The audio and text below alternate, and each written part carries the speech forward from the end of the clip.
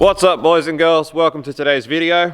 Hopefully this one will be a short and sweet one, and I say that hopefully meaning it this time because I know I always say that and it always turns into another 20-minute video. But anyway, you guys may remember the old white Sil80 that came here with the 2J VVTi in it that we tuned as best we could. We had some wiring issues and we ran out of gate. I'll put the link to that video up in the corner so that you can go watch that if you want, but it has returned. However, it's a bit different now. It's just as crap, but it changed colour. Woo! Look at this. So, yet another one of Nightworksdrifting's creations. Yeah, another beautiful looking car. So, you guys might remember Matt from a fair few cars we've had here. He had the purple 180 with the 1.5J. Yep. He also had the red FCRX7 with the 1J. And obviously this Sil80 with the 2J VVTi. So this is actually a street car. Did you end up selling the RX-7? Yes, I did. Yeah, so the RX-7's gone. They've also just started on an R32, which is going to become the new drift car, is it? Yeah, that's the plan. Yeah, so should be back in a few weeks, really. So R32 for a new drift car, and where are you going to turn the 180 into John's? Yeah, I think John's going to have a go with it. Yeah, okay. So I'm just going to do a 1JZ and probably a T56 again with that. Yep. Just get him out to have a go. Unbeatable combo. So you'll have two track cars then. Indeed. yeah, too many. And there's a 2J 240z as well, there isn't there? Yeah. Yep. A few cars there. So head over and follow Matt on Instagram if you like to see. But they do have some very cool Japanese cars, and most of them are J powered, which we're all for here. You know how much we love J's. So anyway, it's back today. He's sorted a few things out to pretty much get it ready and finished off for the street.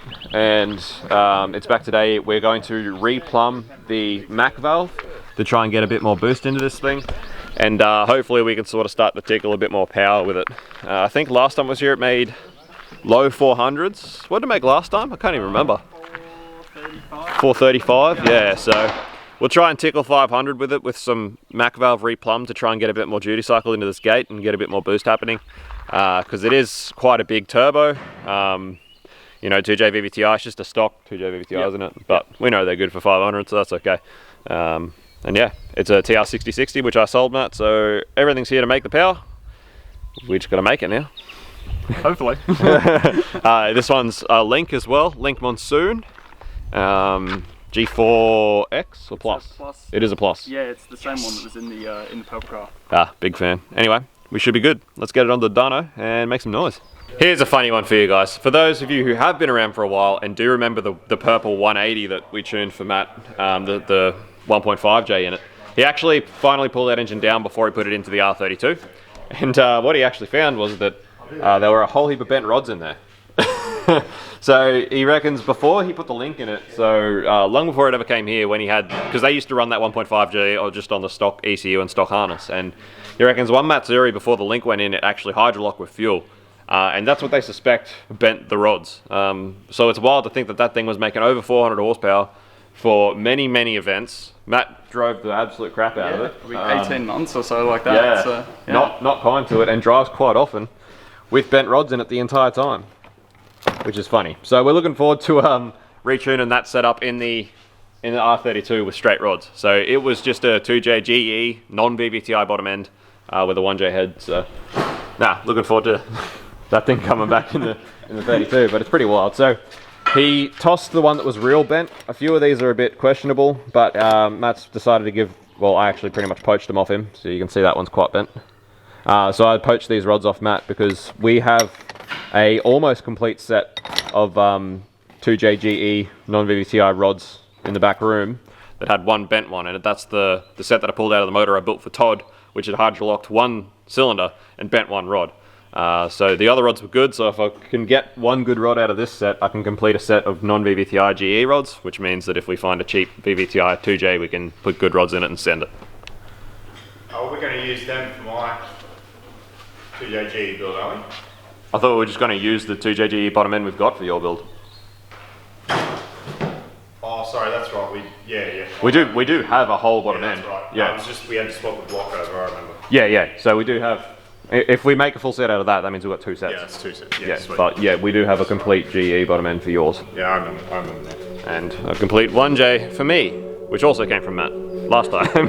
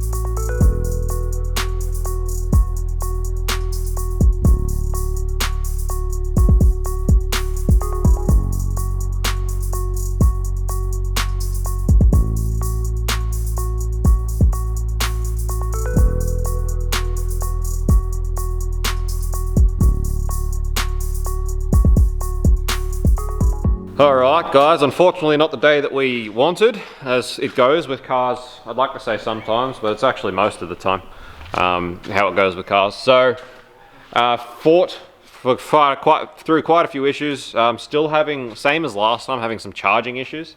So they sorted out all of the wiring issues that we had, that they thought we were having. So we're starting to think maybe it's actually an issue with the alternator. But it's still dropping, towards the end of the run, still dropping at like 12.2 volts, which doesn't sound too bad, but when everything you're relying on is running off that voltage, all of your coils, all of your injectors, and your injector dead times and your data is dependent on the voltage, and if it's not right, it does change quite a lot. So it is I suppose frustrating and annoying, because if the injector data is not 100% bang on, it will change, and we do see that all the time. So, you know, the fear is that you tune it at 12.2 volts and tune around it, and then once the alternator's fixed and it's running at a good 13.8, 14 volts, that it will completely change the fueling because of the de-injector data being out and the dead times being wrong at those sort of voltages. So we try and avoid that all the time. So we battled that. We ended up hardwiring the fans just to a battery to get them out of the equation. Still was just dropping off charge. We had issues with this thing, fuel pressure issues, which we sort of got to the end of, and it was like a misfire, which turned out just to be that it needed so much more fuel. But it's just so strange that when it left here last time, the tune was okay. I was happy for Matt to drive it around with that tune until we got a few things finished, and I just wanted to check over it. And it's come back here today, and I've had to completely remap it. It's a completely different map. So not quite sure what the hell's going on. It's very confusing and very annoying. I'm not super stoked with these injectors. They are good injectors. They're Bosch 1000s, but they weren't dynamically flow matched, and we pulled the plugs at one point, and they are looking pretty funny. There are a few funny ones. So at this stage, it's pretty much leaving today the same way it left last time it was here, in that I'm happy enough with the tune for Matt to drive it. It's not unsafe, but once he fixes a few of these things, I would like to see it back here to finish it off and make sure it's okay when it's running properly. So that's pretty much where we're at. We didn't even get pretty much into the dyno session until 3:30. We were just working through issues the whole time, and we dynoed until 5. At the end of it, coming up to 5 o'clock, we pretty much just ran into the point where we were running into traction issues. Couldn't get it to hook up. We were back to around the same boost level that we were last time, which last time it was about 18 pound and 430 horsepower. This time we're about 18 pound and we can't get the thing to hook up. Matt has changed the rear end a little bit since last time it was here. He's hardened it up. It's a bit stiffer than it was last time, which could have a little bit to do with it. It's different tyres as well. But the main thing is just strapping. We just needed a bit more time to play around with the straps and get the strapping right to get the thing to hook up. Unfortunately, we just ran out of time, and that's pretty much where it's at. So it's making somewhere in the vicinity of 411. It's less timing than it was last time, about the same boost. Didn't have time to add timing in. It's the other thing we had issues with, trying to get the Plex to work.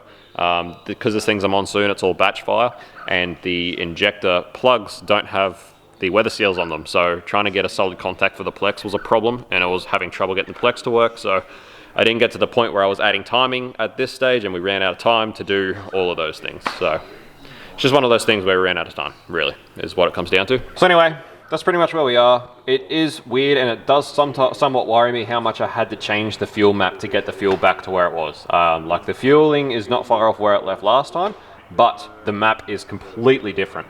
And that's the sort of thing that sort of worries me a little bit. We are at a point with our tuning, particularly with a lot of these aftermarket ECUs, when changing injectors, that we will, for the most part, just about disregard a lot of the data that we get for injectors and input our own. To do that, normally we'll get it to idle at Stoich at full charge, and then have our dead time right there, and then we'll get it to idle at Stoich with the alternator disconnected just at battery voltage, get it right there with the dead time without changing the actual map, and then we'll use those two data points to interpolate and extrapolate to get a dead time table that's going to be fairly accurate.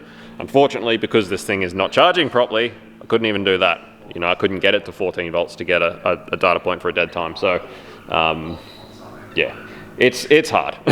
Things like that get real fiddly and real nitpicky, and it's one of those things where you just need time to do it and the right conditions, which unfortunately today we were fighting and didn't particularly have. So anyway, like I said, same thing as last time. Happy for Matt to go and take it, enjoy it on the street. He's got an AEM AFR gauge on board, so he can keep an eye on what the AFRs are doing. The timing's completely safe. So as long as he keeps an eye on the AFRs and they're safe, I'm happy for him to drive this around. It's not a problem. While he obviously endeavors to try and figure out what the hell's going on with this charge issue, for one, and the other thing I would like him to do is just send the injectors to our boy Jay there at Brisbane Fuel Injection Services and just have them flow tested to see what they're doing, because it does seem like they're a bit out. That's why I tuned it pretty fat this time around. So anyway, once these things are sorted out, probably a bit later on the year, we should see this thing back here. Excited to see that, and hopefully on that day we won't have as many problems to work through. We'll have a bit more time to get this thing strapped properly, get it hooked up, get some more boost into it, and hopefully try and get a bit closer to our 500. Righto guys, so it's been about 4 weeks since you just watched the grey car being here. I haven't made any content of this yet, but I thought I'd throw it in this video because we've got a couple of Nightworks drifting cars to get through. So I thought I'd just make a bit of a video showing them all off. So this is car number 4 that's been here from Nightworks drifting. So I'll show you around it a little bit.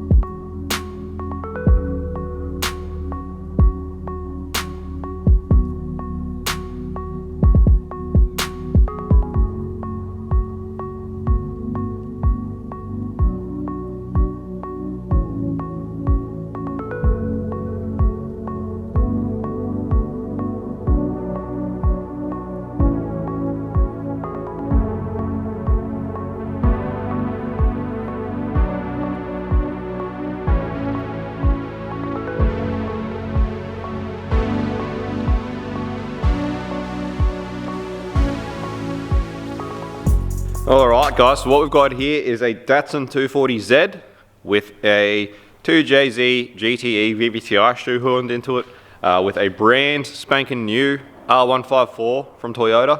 They've converted the rear end totally to Nissan rear end, so it's running an R180, it's only running the 6-bolt, but the 240z weighs 900 kilos or thereabouts from factory with an iron inline 6 L series engine in it. So you know, even with the 2J in there, we're probably lucky to be pushing a ton with this thing. The thing is light as heck. It's going to be an absolute handful. The 2J's got head studs and a few other things in it. Otherwise, it's pretty basic. We've got a T4 foot-printed 3076 with a 106 rear housing. So quite a big housing for a small turbo. And the goal with this car was not to make huge power. It's going to be a street car. The owner, John from Nightworks, he just wants to be able to pretty much go take it up in the hills and drive it around. He doesn't want something that's undrivable, so we're not aiming for huge power. At the moment, we've started the tune. We started the tune, but we had a lot of the same issues we had with the grey car that you just watched, which has been very frustrating. It could be the injectors. It's the same set of injectors, or another set of the same injectors as was in the grey car. So I'm not sure if maybe the injector data is a little bit out, and we are having some differences in fueling at certain, voltages and charges and stuff like that. But we're having a few issues with it. One of the main issues we had the other day was it actually melted the throttle cable. So the throttle cable comes out of the firewall right over the downpipe, and unfortunately we melted the cable. So we sort of jerry-rigged it up to get it working again so we could continue the tune. But by this point it was getting pretty late in the afternoon and unfortunately just sort of ran out of time. So at the moment we are at sort of just over 300 wheel horsepower with this thing. We're sort of hoping to get to sort of the low 300s somewhere around that sort of 320, 330 I reckon would be a pretty good combination with this thing. And then, you know, you'll never hurt this running gear at that sort of power with this sort of weight, I don't believe. And this thing will still be absolutely ridiculously quick and an absolute handful. So anyway, it's here because we got to continue the tune. Unfortunately, we're super busy at the moment, and with the problems that we had on the day, it ran over the day that it was allocated for. So we've got to just try and sort of slot it in when we can amongst other things. So it's been here for about a week now. However, Nightworks Drifting is actually bringing out another car today because Matt from Nightworks actually ended up getting a Matsuri spot. So he's got another car that he's been busting us to get done for Matsuri, which we're going to try and tune before Matsuri, which is coming out today. So I just figured I'd tack this onto the grey car video because I don't know when the grey car is going to be coming back. Matt's driven it on the street a few times. He reckons everything's all sweet. He's been keeping an eye on the AFRs on his onboard wideband in the car. He reckons everything's fine. So not sure when that car will actually be coming back. So I didn't want this to drag out, so I figured we'll chuck this car and hopefully the next car in this video as well. So this is the lovely 240Z. and hopefully I'm still here when he gets here in a minute to show you the car that's coming today. But I've got to look after the young fella this week, so sort of in and out a bit.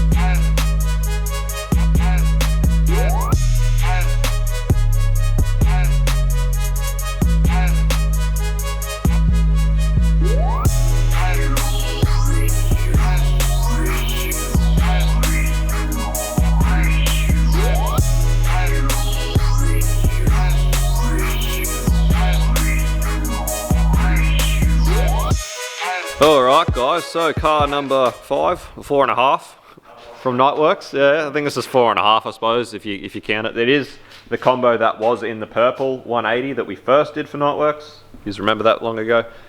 It's a little bit different though. We've got a different hot side. It's now forged because it turned out that that 180 had bent rods the entire time. Crazy, but they ended up just putting a forged bottom end in this thing.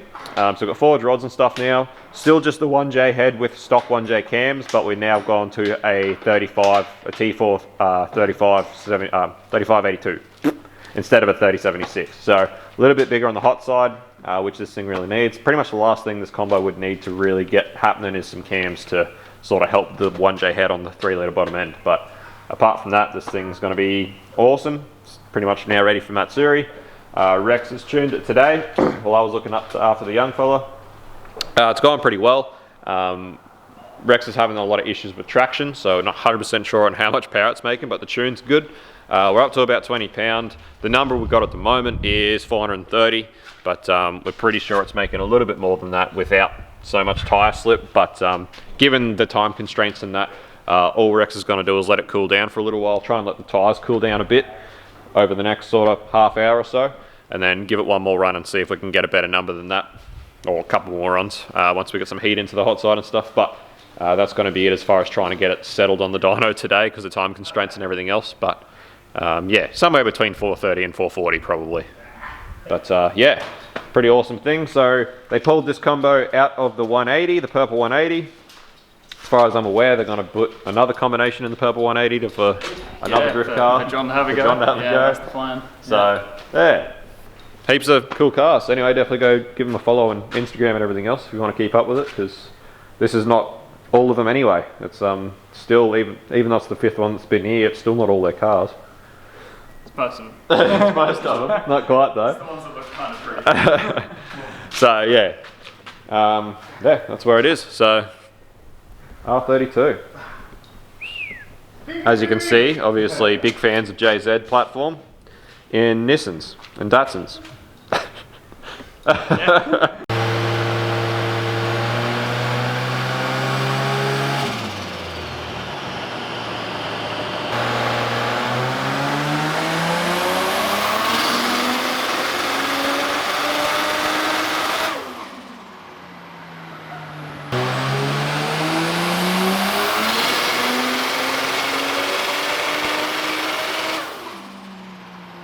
All right, so managed to get at least a little bit more traction. Still a little bit wavy going on, so it's still moving around a bit unsettled, but you know, it's the best we're going to get today. But 447 at the wheels, which is mint. So happy days. Thing should do a good burnie. Do a good burnout. That's a 20 pound through the 35. So what is it? A T4.8? Yeah. Yep. T4.8. So very similar combo to the grey car now, except for just having a 1J head instead of a 2J head. Apart from that, it's a very similar combo on hot side and everything else. So.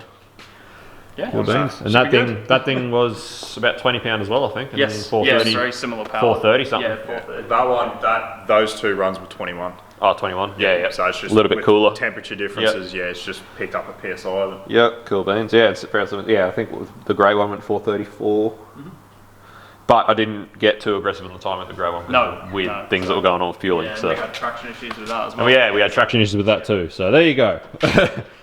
That's the Goss. So now we just got to get that one sorted next week or something, and get it making the power it should be. It did have these hand cooks on the back on the 16s, which we sort of figured were probably robbing us of a little bit of power. They're probably going a little bit soft with the heat of the dyno.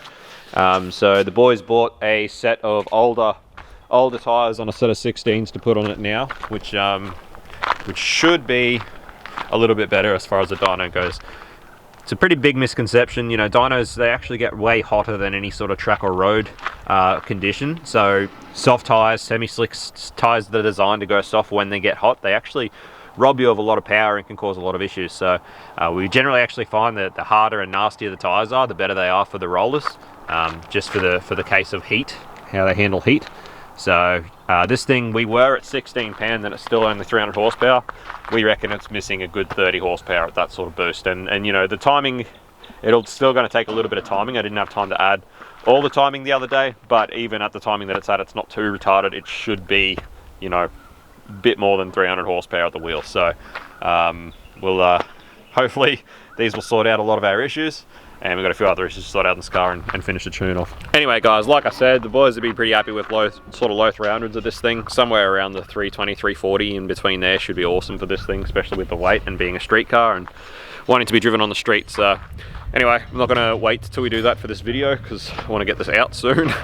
But yeah, that thing should be sorted. Check out the Facebook and keep an eye on that. We'll post the results on the Facebook. But anyway, don't forget to go check out Nightworksdrifting's Instagram and their socials and stuff. And thanks for watching. You'll see this car at Matsuri if you're there. Keep an eye out for it, and we'll see you on the next one. Peace out, see you, bye.